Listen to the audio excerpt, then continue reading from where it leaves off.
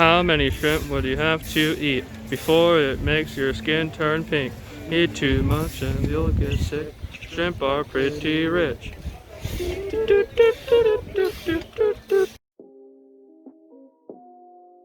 As you can tell from the intro, I really like flamingos. In fact, I think most people like flamingos. They're pink, they're birds, and they stand on one leg. Actually, why do they stand on one leg? Well, there is a pretty simple answer to that. Muscular fatigue. They're also more stable when standing on one leg. This is because the tendons and ligaments in their legs can be locked into place.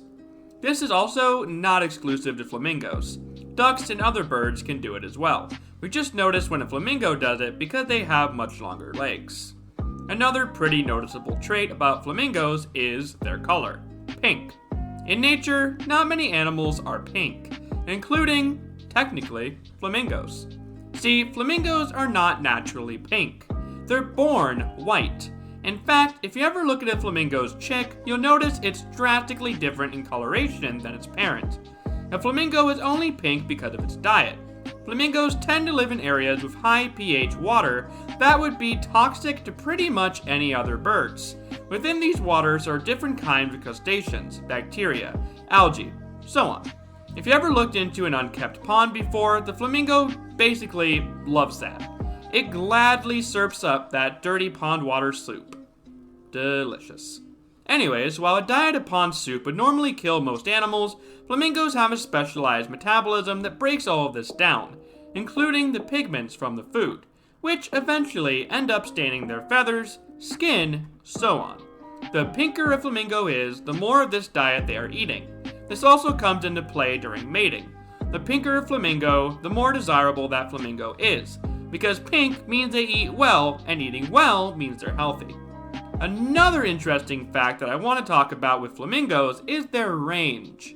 When I was a kid going to the zoo, I always saw flamingos as being somewhat special. These were unique animals, exotic. As a kid, I didn't know that they're actually native to Florida and that all the ones I saw at the zoo were American flamingos. However, I'm surprised by just how many different kinds of flamingos are out there. I want to start this by showing the map of the overall range of flamingos. If this map doesn't surprise you, I don't know what will. Flamingos are found as far south as Patagonia in Argentina, and as far north as Karakol Lake in Kazakhstan.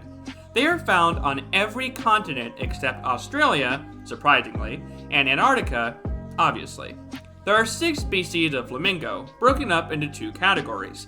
The Old World flamingos and the New World flamingos. The Old World flamingos are the greater flamingo and lesser flamingo. The greater flamingo is found in parts of Africa, southern Europe, and south and southwestern Asia. This is the most widespread species of flamingo, meaning it is found in most places. The lesser flamingo is found from Africa to parts of northwestern India. It had the largest population out of all flamingos. The New World flamingos are the Chilean flamingo, James's flamingo, Andean flamingo, and of course the American flamingo. The Chilean is found in not just Chile, but most of southern South America.